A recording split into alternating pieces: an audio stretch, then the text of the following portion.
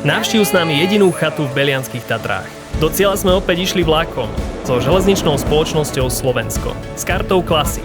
Za 39 € máš vo vrecku 25% zľavu na cestovné lístky počas celého roka. A to krížom krážom po Slovensku.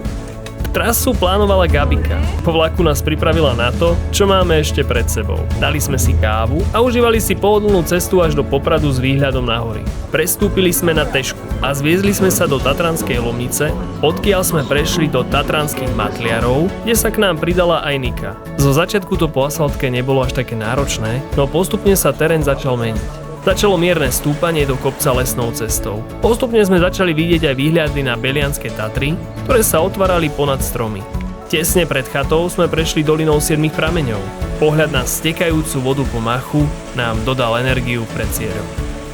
Nakoniec nás privítala chata Plesnivec, vo výške takmer 1300 metrov. A najlepšie na tom to, že si povieš, OK, sem sa ešte musím vrátiť.